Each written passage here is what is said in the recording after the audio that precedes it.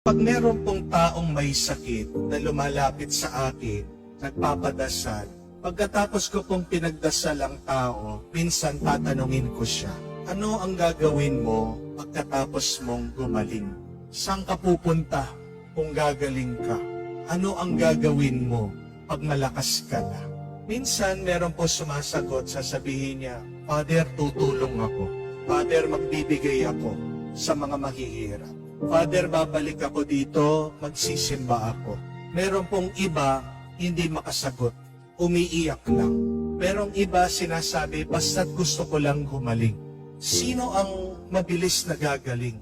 Yung nakikita niya sa isip niya, kung ano yung gagawin niya pagkatapos siyang gumaling.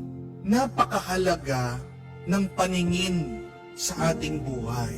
Because remember this, vision gives direction. Ang gabay sa buhay ay ang ating paningin. Magkaiba yung nakakakita sa may paningin. Seeing is different from having a vision in life. Bakit napakarami po ang nababangga, nadidisgrasya sa daan?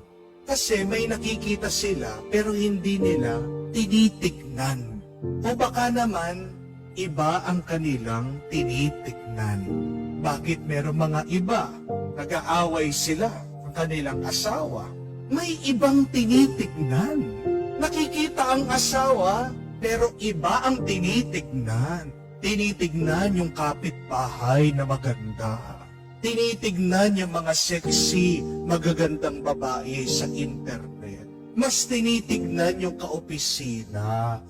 Hindi tinitignan ng mismong asawa na dapat mahalin niya. Amen? Bakit napakarami din naghihirap? Kasi baka ang tinitignan yung problema, yung kahirapan. Nakikita ang mga mayayaman, pero wala siyang vision, walang panaginip. Kung ano bang klaseng buhay ang gusto niyang magkaroon para sa kanya. Pag meron kang paningin, pag meron kang vision, hindi ka maliligaw. And remember that life becomes easier when you have a vision in life. Ito nga pong mga bulag nakakapagtaka at nakakamangha. Narinig niyo po ba? Bulag, hindi makakita, pero alam sundan ang ating Panginoon. Alam nila kung nasaan si Jesus, natuntun nila si Jesus, nalapitan nila si Jesus, kahit na wala silang nakikita. Kasi maaaring wala silang nakikita, may paningin sila. Yes, they could not see, but they have a vision. They want to see Jesus. They want to see again. Tanungin natin ang ating sarili. Hindi lang yung ano yung nakikita ko, pero ano pa yung gusto kong makita sa aking buhay? Minsan yung mga iba, ayaw na, suko na. Bakit? Marami ng kabiguan na naranasan sa kanilang buhay. Ayaw na nilang masaktan. Yung mga iba, dahil iniisip senior na, Father, wala na, mahina na.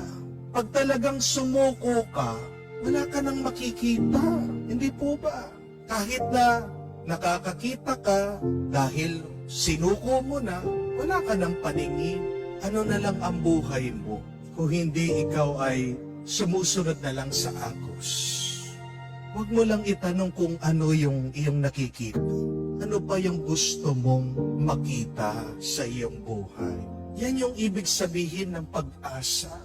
Yung may higit ka pang makikita, may higit ka pang matatanggap. At yung higit na grasya na makikita mo matatanggap, nag-uumpisa sa iyong paningin.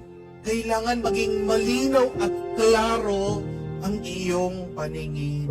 Pag nagpapagawa po ng simbahan, importante, bigyan mo ng design, perspektiba, yung mga tao. Hindi ka bibigyan ng pera, donasyon ng mga tao kung hindi nila alam para saan yung pera. Hindi po ba? Yung mga tao nagdududa minsan sa barangay, sa gobyerno, bakit? Dahil nauubos yung pera, ang tanong nila, saan napupunta? Kaya napakahalaga. Naglalagay sila ng mga tarpaulin, naglalagay sila ng mga karatula. This is where your taxes go. Maganda ipakita yung project. Huwag lang ipakita yung muka ng mga politiko, ng mga gumagawa. Hindi po ba? Para naman alam ng tao, diyan pala napupunta yung pinagpapaguran natin.